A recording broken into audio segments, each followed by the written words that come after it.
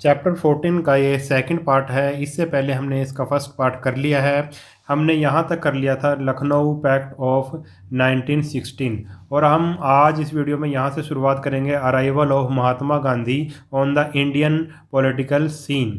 अगर आपने सभी वीडियो देखने हैं तो आप प्लेलिस्ट चेक कर लिया करो। आपको प्लेलिस्ट में मैथ, हिंदी, संस्कृत और सभी सब्जेक्ट्स के आपको वीडियोज़, साइंस वगैरह के सबके वीडियो आपको मिल जाएंगे। आप प्लेलिस्ट जरूर चेक कर लिया करो। तो यहाँ से हम करेंगे। तो after the first world war Mohandas Karamchand Gandhi took over the leadership of the Congress.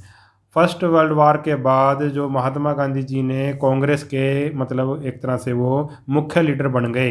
He introduce the technique of non violence agitation which was called satyagraha, means demand for truth. उन्होंने एक नई टेक्निक नॉन वायलेंस यानी कि अहिंसा की एक नई टेक्निक से उन्होंने क्या किया, विरोध किया, जिसको उन्होंने सत्याग्रह का नाम दिया। It was a non violent struggle against the British operation. और ये एक नॉन वायलेंट स्ट्रगल थी, यानी कि बिना हथियार उठाए एक ऐसी स्ट्रगल थी ब्रिटिश के खिलाफ। He propagated tolerance, brotherhood, non violence and simple living. Gandhi ji ने किस किस को महत्व दिया, किस किस को फैलाया? टॉलरेंस को, ब्रदरहुड को, भाईचारे को, नॉन वायलेंस यानी अहिंसा, और सिंपल लिविंग पर गांधी जी ने जोर दिया। Gandhi ji realise that social reform were necessary for a true national struggle. Gandhi ji को ये पता था, रियलाइज़ कर चुके थे वो, कि भाई अगर सोशल रिफॉर्म, जब तक हमारा समाज नहीं सुधरेगा तब तक हमारा मतलब इस नेशनल स्ट्रगल को मतलब नहीं हो सकती नेशनल स्ट्रगल बिना सोशल रिफॉर्म के। He established Sabarmati ashram in Gujarat where people of all caste and religion were welcome. उन्होंने गुजरात में साबरमती आश्रम की स्थापना की, जहाँ पर सभी कास्ट और सभी रिलीजन के लोग आते थे। He first moment her his first movement was in support of peasants. उन्होंने सबसे पहला जो मतलब मूवमेंट की, सबसे पहला जो उन्होंने आंदोलन शुरू किया वो किसानों के लिए था। पेजेंट का मतलब किसान। He began in Champaran, it began in Champaran in Bihar in 1917। और ये कहाँ से शुरुआत की? उन्होंने बिहार से शुरुआत की। बिहार में एक जगह है चंपारण, वहाँ से शुरुआत की। क्या था इसमें? He force the British government to increase the price of indigo for the benefit of peasants. अब क्या भाई, जो अंग्रेज़ों ने, आपने पढ़ा होगा पिछले लेसन में कि अंग्रेज़ों ने जो किसानों को इंडिगो लगाने के लिए, नील की खेती करने के लिए मजबूर कर दिया। तो मगर वो अंग्रेज़ क्या करते थे, किसानों को बहुत कम दाम देते थे। तो गांधी जी ने क्या है भाई, कि उन अंग्रेज़ों को फोर्स किया कि इनको किसानों को क्या मिले भाई, उनका सही बेनिफिट मिले, जो इंडिगो वो खरीदते हैं किसानों से उसका सही बेनिफिट मिले किसानों को। By 1919 Gandhi ji had become the most popular leader of India. 1919 तक गांधी जी पूरे देश के सबसे मतलब पॉपुलर लीडर बन गए। He launched many powerful mass movement. उन्होंने कई बड़े बड़े आंदोलन चलाए। अब उसके बाद आया भाई मॉन्टेगो चैम्सफोर्ड रिफॉर्म और government of India act of 1990। अंग्रेज एक रिफॉर्म लेके आए, ठीक है, उसके बारे में हम पढ़ेंगे। The British paid no heed to the agitation for self rule going on all over the country. अब जो सारे लोग मतलब पूरी मतलब हमारे देश के लोग क्या कर रहे थे भाई, सेल्फ रूल के लिए कर रहे थे, मगर अंग्रेजों ने उसकी तरफ कोई भी ध्यान नहीं दिया। सेल्फ रूल के लिए आंदोलन कर रहे थे। They introduce another set of reform to appease people. अंग्रेजों ने क्या किया भाई, लोगों को खुश करने के लिए एक और रिफॉर्म ले आए, एक और सुधार ले आए। But the reform were in significant, मगर इस रिफॉर्म का कुछ भी फ़ायदा नहीं था। The number of elected members was increased in legislature, assembly and council of state, but there was no change in the location of power. अब क्या किया गया भाई, लेजिस्लेचर, असेंबली और काउंसिल ऑफ स्टेट्स, जो स्टेट्स थी, जो बांटी हुई थी स्टेट्स में, उनके मेंबर बढ़ा दिए गए, मगर इससे मतलब पावर पे कोई भी फ़र्क नहीं पड़ा। सारी पावर अंग्रेज़ों के पास ही रही। The system of dual government dyarchy was introduce. और नया सिस्टम, एक ड्यूअल गवर्नमेंट का सिस्टम नया लागू किया गया। ड्यूअल गवर्नमेंट कैसे? जैसे कि आजकल होती है भाई, सेंटर गवर्नमेंट होती है और स्टेट गवर्नमेंट होती है, इस तरह का कुछ किया गया। Start all important subject. अब क्या भाई देखो, all important subject like finance and police were under the control of the governor. जो गवर्नर कौन होता था भाई, अंग्रेज होता था, अंग्रेजों के अंडर ये सारी चीज़ें थी, फाइनेंस और police. And the Indian minister were given in the charge of education and health. और इंडियन जो थे मिनिस्टर थे, जो इंडियन को जो मंत्री बनाया गया सरकार में, उसको बिल्कुल ही मतलब एजुकेशन और हेल्थ का चार्ज दे दिया गया। But the real power still remain with the British official. मगर जो मेन पावर थी वो अंग्रेज़ों के पास ही थी। Indian were very disappointed by the reform. और इंडियंस को ये बिल्कुल भी बहुत ये मतलब निराश हो गए इंडियंस, बिल्कुल भी ये इस रिफॉर्म से खुश नहीं थे जो मोंटेगो चैम्सफोर्ड रिफॉर्म किया गया था, या फिर गवर्नमेंट ऑफ इंडियन एक्ट आया था जो, उससे बिल्कुल भी लोग हमारे खुश नहीं थे। अब आया रॉलेट एक्ट ऑफ 1990। अब एक और एक्ट लेके आए अंग्रेज। There was growing unrest among Indian and protest increase. अब और भी मतलब इंडियन के लोगों में क्या भी विरोध की भावना और पनपने लगी। The British government pass the Rowlatt act to consolidate their control. तो उन्होंने इंडियंस को कंट्रोल करने के लिए कि भाई आंदोलन ज़्यादा बड़ा ना हो जाए, कंट्रोल करने के लिए क्या ले आए भाई, रोलेट एक्ट ले आए। It empowered the government to arrest anyone without a warrant and imprison people without trial। ये क्या था भाई, रोलेट एक्ट में क्या था कि मतलब सरकार यानी कि अंग्रेज लोग किसी को भी गिरफ्तार कर सकते थे, बिना वारंट के, बिना तहकीकात के किसी को भी गिरफ्तार कर सकते थे।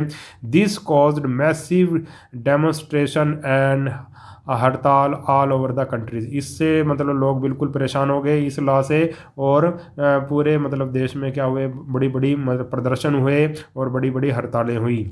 अब डू यू नो में क्या है, Rowlatt act was known as the black law. और रोलेट एक्ट को क्या किया जाता है, ब्लैक लॉ के नाम से, काला कानून के नाम से जाना जाता है। No arrest person was allowed to go for an appeal दलील एंड वकील। जो मतलब जिस भी पर्सन को गिरफ्तार किया जाता था, ना तो वो अपील कर सकता था, ना वो किसी तरह की मतलब अपनी बात रख सकता था, दलील कर सकता था, और ना ही वो कानून का सहारा ले सकता था, वकील कर सकता था। यानी कि ये इंडियंस के लिए बड़ा ही बेकार ही एक्ट था ये। तो सभी ने इसका विरोध किया, जगह जगह पर इसके लिए प्रदर्शन किए गए, हड़तालें की गई। उसके बाद आया भाई जलियांवाला बाग मैसेकर। इसके बारे में तो आपने सुना होगा, कई मूवीज़ भी बन चुकी हैं इसमें। On April 13 1919 the people of Punjab gathered on the spacious day of Baisakhi. Baisakhi के दिन भाई जो जलियांवाला बाग में कुछ लोग इकट्ठा हुए, golden temple in Amritsar, near golden temple के पास अमृतसर में कुछ लोग इकट्ठा हुए। When they were protesting peacefully against the arrest of two prominent Congress leader of Punjab, Dr. Satyapal and Saifuddin Kichlu, General Dyer ordered the British armed forces to open fire at the hundred of innocent unarmed men, women and children। अब देखो लोग वहाँ पे क्यों इकट्ठा हुए थे, प्रदर्शन करने के लिए इकट्ठा हुए थे, क्योंकि जो अंग्रेज़ों ने दो जो पंजाब के लीडर थे कांग्रेस के, सत्यापाल और सैफुद्दीन किचलू को गिरफ्तार कर लिया था। उनकी गिरफ्तारी का विरोध करने के लिए लोग इकट्ठे हुए थे। मगर जनरल डायर जो है, एक अंग्रेज जनरल था, उसने क्या भाई लोगों के ऊपर क्या चलवा दी भाई, निहत्थे लोगों के ऊपर गोलियां चलवा दी। ठीक है, वहाँ पे आदमी भी थे, औरतें भी थे और बच्चे भी थे। द मैसेकर, मैसेकर का मतलब हत्याकांड। The massacre stun the whole country. इस मैसेकर ने पूरी दुनिया को हिला के रख दिया, पूरे देश को हिला के रख दिया। The government impose martial law in Punjab. और गवर्नमेंट जो अंग्रेज़ों ने मार्शल लॉ लगा दिया पंजाब में, यानी कि मिलिट्री लॉ लगा दिया एक तरह से। Under martial law people were tortured, newspaper were banned and mails were censored. और जब मार्शल लॉ लगाया तो लोगों को बहुत परेशान किया गया, टॉर्चर किया गया उनके साथ, और न्यूज़पेपर पर बैन लगा दिया गया, और जितनी भी चिट्ठी पत्री एक जगह से दूसरे स्थान पर जाती थी उसको भी बंद कर दिया गया। तो डू यू नो में क्या है, टर्की एक देश का नाम है। Turkey suffered injustice at the hand of the British after the first war. Ali brothers Muhammad Ali and Shaukat Ali started the Khilafat movement against the British to undo the injustice against Muslim in Turkey।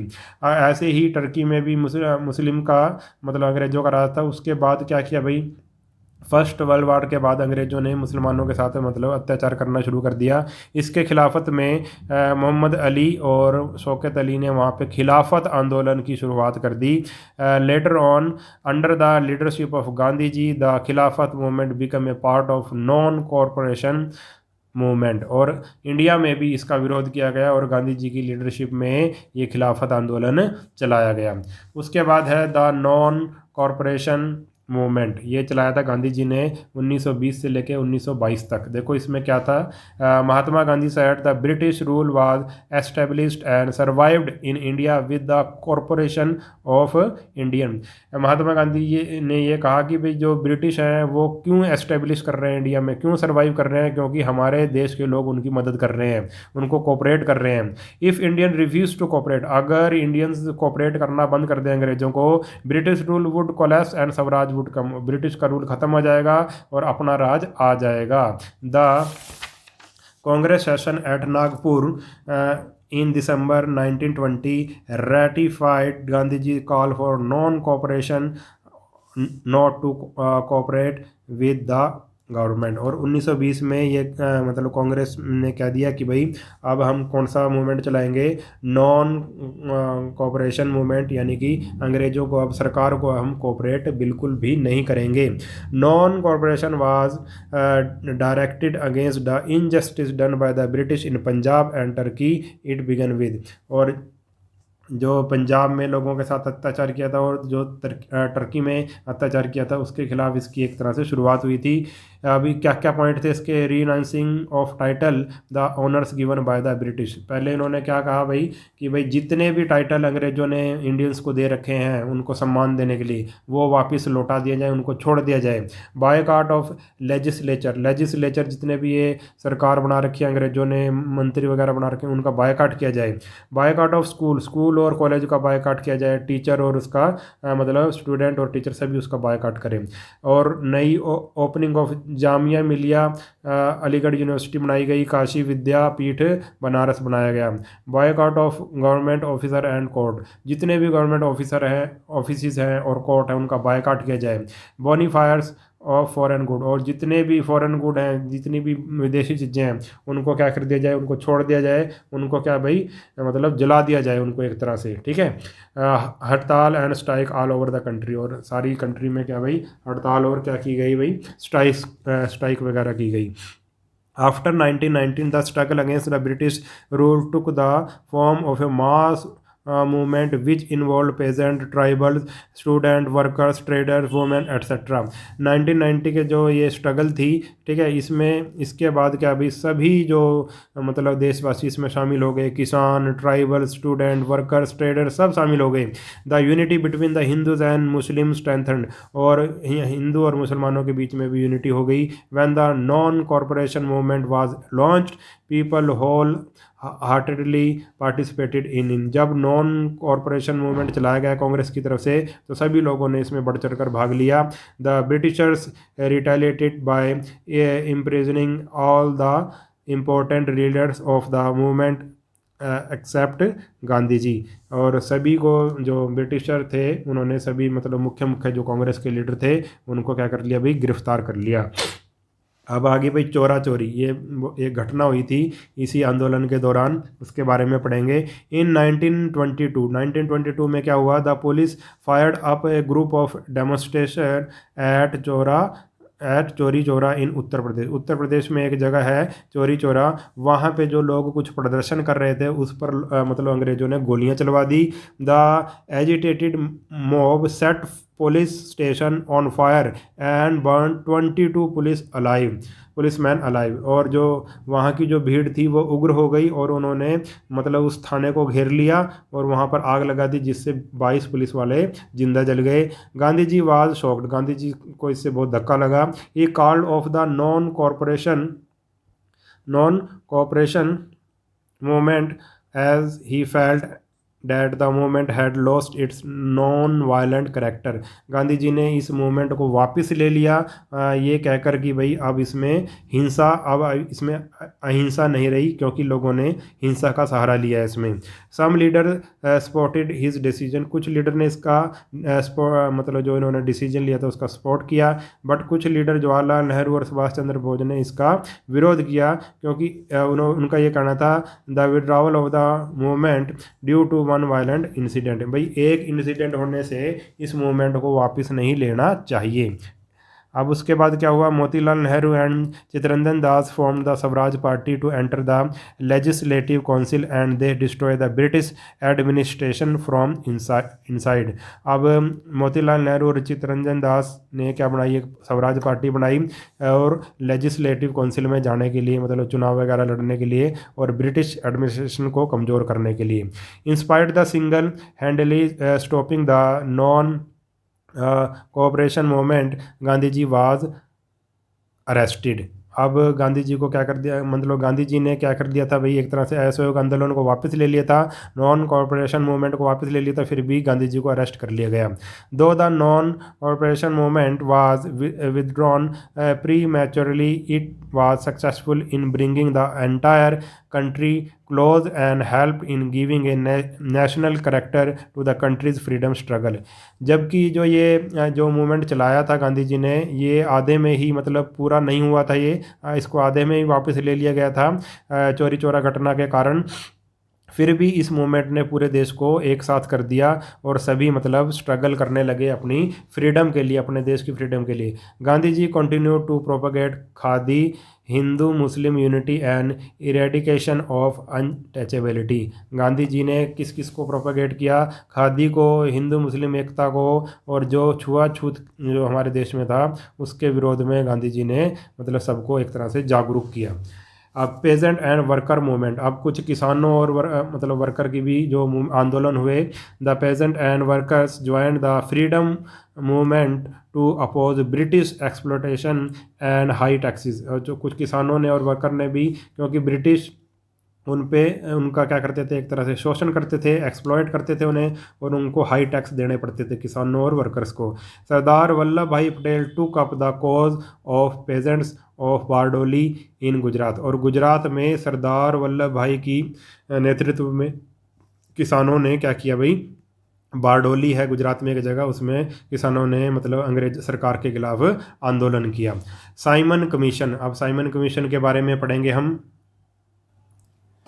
अब Simon commission में क्या था, the Simon commission was sent to India to review the government of India act of 1919 and suggest further reform to appease the Indians.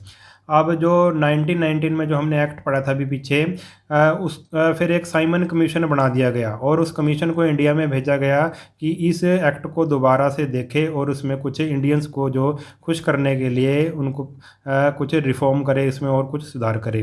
Congress decided to oppose the commission as it did not have even a single Indian representative. Congress ने इस commission का क्या किया भाई, oppose किया, विरोध किया, क्योंकि इस कमीशन में एक भी मेंबर इंडियंस जो इंडियन में से नहीं था। अब wherever the Simon commission went it was boycotted by the Congress as well as the Muslim League with black flag. जहाँ पे भी ये कमीशन गया, यानी इस कमीशन के लोग जहाँ पे भी गए वहाँ पे इनका बायकॉट किया गया, इनको कांग्रेस की तरफ से और मुस्लिम लीग की तरफ से ब्लैक फ्लैग्स दिखाए गए, काले झंडे दिखाए गए विरोध के रूप में। Lala Lajpat Rai was seriously injured while protesting in police lathi charge in Lahore. और एक प्रदर्शन लाला लाजपत राय के नेतृत्व में हो रहा था जहां पे अंग्रेजों ने लाठी चार्ज करवा दिया और लाला लाजपत राय को चोट लग गई।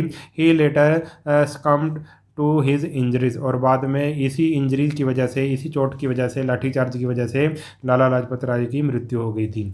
लाहौर सेशन फिर किया गया 1929 में। अब इसमें क्या था इसको डिटेल से पढ़ेंगे।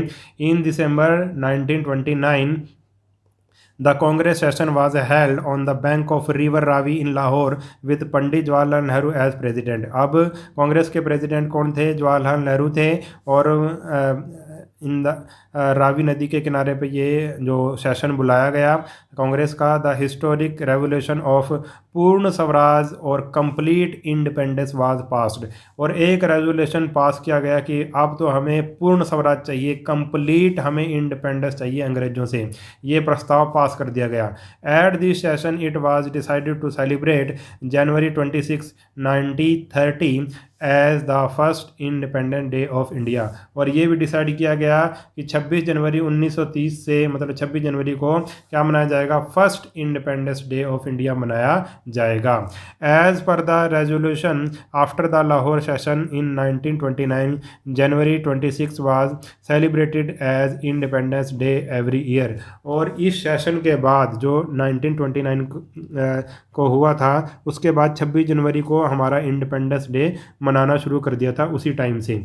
The constitution of India was completed on November 26 1949 but it was decided to adopt the enforce it on January 26 1950 in the memory of January 20 1930। अब हमारा जो कॉन्स्टिट्यूशन था, जो आपने चैप्टर में पीछे पढ़ा होगा, वो हमारा 26 नवंबर 1949 को कंप्लीट हो गया था, मगर उसको कब उसमें एनफोर्स किया हमने 26 जनवरी 1950 को हमने इसको लागू किया।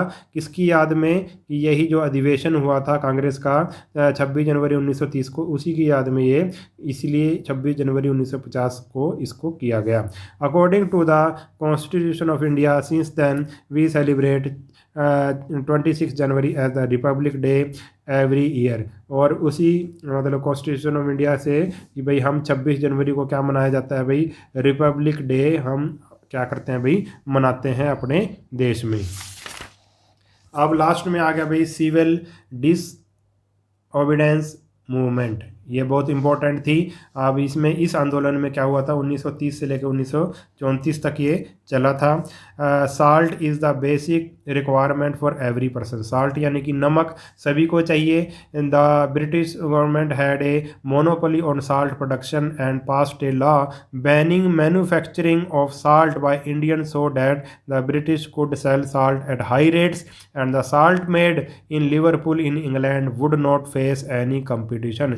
अंग्रेजों ने क्या किया भाई, अंग्रेजों का देखो पूरा राज था, मोनोपोली थी व्यापार पे, तो उन्होंने क्या किया भाई, साल्ट प्रोडक्शन जो इंडियन खुद नमक बनाते थे उसको बैन कर दिया। ठीक है, ऐसा क्यों किया, ताकि जो इंग्लैंड में लिवरपूल में जो नमक बनता है अब वही नमक इंडिया में बिके और अंग्रेजों का खूब फायदा होए और अंग्रेजों का बिल्कुल ही कंपटीशन खत्म हो जाए। ठीक है, तो अब क्या हुआ भाई, so on March 12 1930 Mahatma Gandhi began his epic Dandi march from Sabarmati Ashram to डांडी। अब गांधी जी ने एक आंदोलन शुरू कर दिया, उन्होंने एक मार्च किया, डांडी मार्च नाम से जो मशहूर हुआ, साबरमती से लेकर डांडी तक, जहाँ पर नमक बनाया जाता है, डांडी एक जगह है।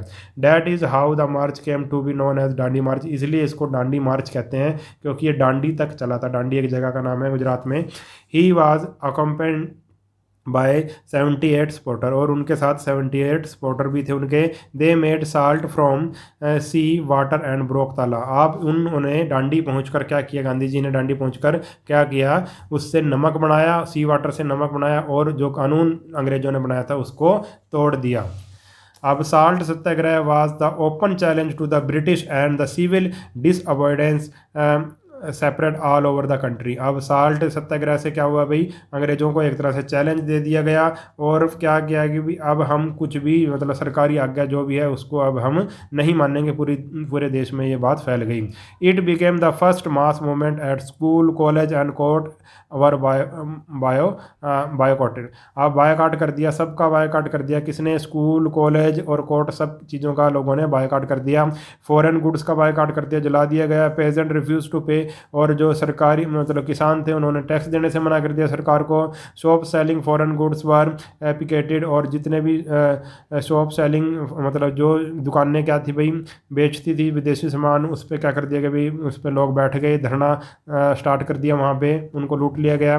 The movement was led by Abdul Gaffar Khan in north west frontier province. और इस मूवमेंट को लेड दूसरी तरफ किसने किया? अब्दुल गफ्फार खान ने इसको लेड किया नॉर्थ वेस्ट फ्रंटियर प्रोविंस में, जो अब कहाँ है? पाकिस्तान में है। He was popularly known as frontier Gandhi, और उनको फ्रंटियर गांधी के नाम से जाना जाता है। The British government try to repress the movement and resorted to violence. अब ब्रिटिश गवर्नमेंट ने इस मूवमेंट को दबाने की कोशिश की और उन्होंने क्या भी है? शक्ति का प्रयोग किया, हिंसा का प्रयोग किया। Thousand of protester were arrested along with Gandhi ji and Jawaharlal Nehru, Gandhi ji और बहुत सारे जो विरोध कर रहे थे लोग, उनको गिरफ्तार कर लिया गया। A strong feeling of patriotism separate to all part of the country, और देशभक्ति की भावना पूरे देश में फैल गई। A feeling of belonging to one nation and nation united and people living in different part of India, सभी में एक फीलिंग आ गई कि हमारा देश एक है और सब अपने देश के मतलब एक तरह से सभी ने इसमें स्ट्रगल में भाग लिया। इन 1930 and 31 the government called 2 round table conferences. अब जब सरकार ने देखा, अंग्रेज़ों ने देखा तो कि भाई ज़्यादा प्रदर्शन हो रहे हैं, तो उन्होंने राउंड टेबल कॉन्फ्रेंसेस की, मतलब कॉन्फ्रेंस करने की कोशिश की, लोगों को खुश करने की कोशिश की, बुलाया। But they did not solve any problem, मतलब ये जो कॉन्फ्रेंसेस की, जो उन्होंने मीटिंग्स की, उसका कुछ भी प्रॉब्लम का हल नहीं निकला। The British refuse to grant dominion status to India and Gandhi ji resumed the civil disobedience movement which was later withdraw in 1934। और मतलब अंग्रेज़ों ने मतलब सत्ता देने से, मतलब स्वराज करने से इंडिया को मना कर दिया एक तरह से, और गांधी जी ने भी सिविल डिसओबीडियंस मूवमेंट को चलाकर रखा और बाद में इसे 1934 में वापस ले लिया गया, बंद कर दिया गया। तो इस पार्ट में हम इतना ही करेंगे। नेक्स्ट पार्ट में हम इसका जो बच गया लेसन में वो करेंगे।